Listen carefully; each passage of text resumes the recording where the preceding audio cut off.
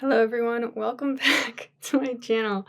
Today we're just doing the prelims, okay? Tomorrow we're doing the main card. So let's start off with the Charles Johnson and Ramazan Temirov. I'm actually excited for this fight. I was looking back and watching Ramazan Temirov's fights, and let me tell you, I've never seen a man run from his opponent the way I saw CJ Vergara run from Ramazan Temirov after he was knocked down twice. Ramazan is so incredibly accurate, incredibly strong. You can literally hear it in the sounds of his fists making contact with his opponent's face. Like, that's the kind of punch that puts you straight into survival mode, and that's basically what I saw from CJ Vergara, like literally fucking running from Ramazan Temirov like a gazelle running away from a lion. Okay, like, no more fight. That guy was sent all the way to flight mode and escaped the scene. Anyhow, guys, I'm very impressed with Ramazan Temirov. Like, everything I've seen from him so far, he's super just on it. Just one of these, I think he's from Kazakhstan? Tajikistan? One of these places. Yeah, he's always looking for the finish, literally putting his opponents into fight or flight. Putting them into flight because they can't even fight.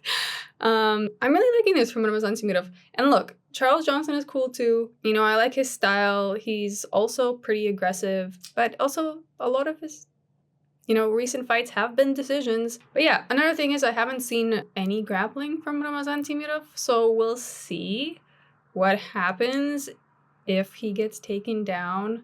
Charles Johnson might want to do that.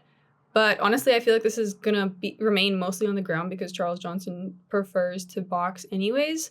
Also, I feel like Ramazan Temirov isn't really a guy that you could just keep down successfully. Also, Ramazan is like at the perfect age. He's 28, which I think is like prime age for male fighters most of the time. I'm pretty sure he's 28, unless I'm completely tripping. Anyways, I think he's at a good age. Also, he's so much faster than Charles Johnson, and I really think that this is going to give him a huge advantage because I do think that Charles Johnson relies a lot on his speed to kind of outdo his opponents. Anyhow, guys, leaning towards Ramazan, I think he's a special kind of savage. And yeah, okay, let's move on to Montana De La Rosa versus Luana Carolina. So since I feel personally that their skill sets are quite evenly matched, I'm going to pick the one that gives off more manly vibes, which is Luana Carolina. Also, I don't really like how Montana De La Rosa's record has been looking. Lost to JJ Aldrich, and she took Andrea Lee to a split decision. And by the way, you guys, I'm going to talk about more of this later because Andrea Lee is fighting also, but like Andrea Lee just fucking slowly wilted in that fight, so I don't even think that is a good win, okay? Anyways, with everything that's, added up, I think Luana should probably win this fight. However, you guys know how I've been feeling about picking women's MMA fights, unless it's completely clear to me, unless it's like Zhang Wei Li fighting, unless like the skill set is like really understood, then I don't know what the hell is gonna happen. But yeah, I'm picking Luana Carolina.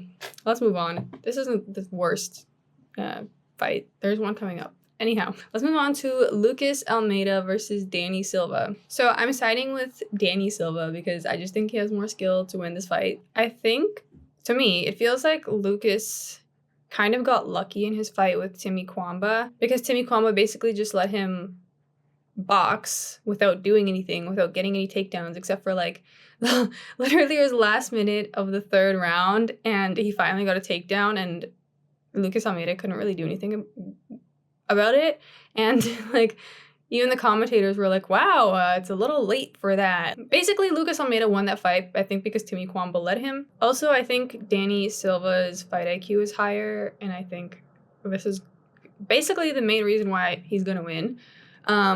Like, in his fight with Josh Kulabau, for instance, that he took on short notice, like, anytime a fighter takes a fight on short notice, I'm basically counting on them to use their own brain, to, like, win the fight, which is what he did. He was constantly pressuring, got the takedowns when he needed to, never stepped off the gas. Like, I just don't think that Lucas Almeida is going to know what to do with someone like Danny Silva, who's just going to be in his face the whole time. Like, I don't think he's had an opponent like that. From what I've seen, he likes to keep his distance. Lucas Almeida, he likes to box from a distance. But yeah, also Danny Silva is at the perfect age. He's 28. So, as I said, I think 28 is like solid performance age for most men in the UFC. So yeah, I'm picking Danny Silva, guys. It just makes way more sense to me. Anyhow, let's move on now to the worst fight on this card. Mostly because it consists of two fighters that I'm never excited to see, and they're fighting each other. So, Andrea Lee versus JJ Aldrich. I'm picking JJ Aldrich. Let me explain why. So, again, let's go back to the Montana De La Rosa and Andrea Lee situation. Andrea Lee looked like she was doing really good the first round. I remember, because I picked her to win. And I never forget these people that do me like this, okay? And I analyze, I'm like, why did this person lose? Because I personally feel like after every round ended, she went back to go sit in her corner, and her boyfriend was there cornering her and like literally just talking nonsense into her ear. Just be like, yeah, girl, you're the best. You go out there and show her. Yeah, elbow her. What are you fucking talking about? Like, how is that constructive? Bro. And each time Andrea Lee like went out to go fight again, after that pep talk, she would just like slowly start sucking. Like, I noticed this, and it got to the point where like she wasn't even doing anything, probably because she was like, yeah, I'm the best. Like, I got this. Like, what? How? So if her boyfriend is cornering her again, like, I don't have a lot of hope. I like, a fighter with a plan, not a false sense of hope. So, yeah, and you know what? At least JJ Aldrich, as, like, annoying as I find her fight style, we kind of know what to expect. She's got her eyes on the prize. I don't think she's going to lose focus the way that Andrea Lee did. Like, Andrea Lee just kind of, like, she lost the plot, like, halfway through. So, yeah, and like didn't fight, just stopped fight. I can't pick a person who's inconsistent like this. I like consistency. I'm picking JJ Aldrich. But who the fuck knows what's gonna happen, because I'm also not that impressed by JJ Aldrich at the end of the day, and neither am I impressed by Andrea Lee. Anyhow, guys, let's move on to the next one. Douglas Silva de Andrade versus John Castaneda. So let's start off with this. Miles Johns lost to Castaneda, and Douglas Silva de Andrade lost to Miles Johns. So I find it so hard to take Douglas Silva.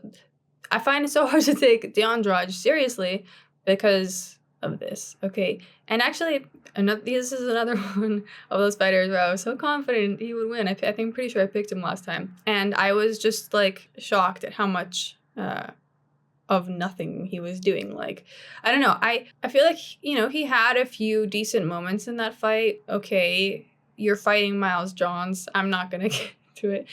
I don't believe in Miles Johns also. So, like, the fact that anyways. Another thing is, I think that Castaneda is going to take this to the ground where, Douglas Silva is probably going to struggle. Like, he looked old in that fight with Miles Johns. You can't tell me otherwise. He fucking looked old, okay?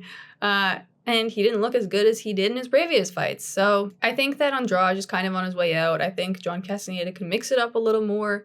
Yeah.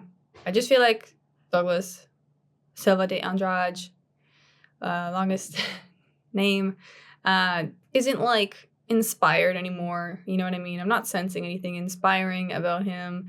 And yeah, I'm picking John Castaneda. It makes way more sense. Tell me if I'm wrong. It makes way more sense. Okay, now let's move on, guys, to the last fight on the prelim card. Ricardo Ramos versus Chepe Mariscal. I am actually excited for this fight also.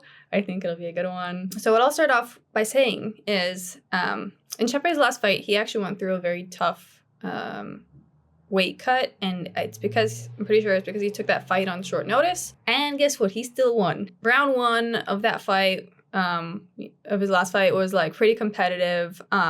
You could tell they were both kind of like equally matched, both kind of on the same level. Round 2, he completely just destroyed his opponent. Like, when he had him on the ground, he didn't let go, and he didn't miss a moment to get damage, to do damage. Like, I find that really impressive by Chepe Mariscal is just that he steps on the gas and doesn't let go. And I think this is like the winning mindset. I think this is why we've seen Chepe Mariscal win consistently, and why anybody can win consistently. It's because they have this mindset where they're on it. And I also feel like Chepe is such a tank. Like there is nothing flimsy about that guy. Unlike Ricardo Ramos, who like kind of wobbles on the feet just from like shooting his own punch, you know what I mean? Like, he doesn't look stable. It's the perfect target to take down.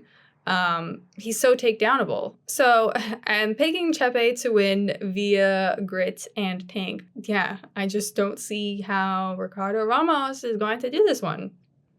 He's okay on the feet. I just think he's going to suffer on the ground. Like, I really do. Yeah. Anyhow, guys, that's all that I have for the prelims. And tomorrow I will see you with the main card. I think this is actually gonna be a decent one too. I was talking shit about this like a few weeks ago about how like all the cards before 313 are gonna be trash, but I think it's actually gonna be a good one. So anyways, thank you guys for coming and listening to my perspectives. If you like this video, do like and subscribe and maybe share. And if you really like this video, then maybe you consider joining the channel membership. We do streams every Sunday with the crew. So if you want to hang out, that is available. Okay, now that we're done with this awkward outro, see you next time. Bye.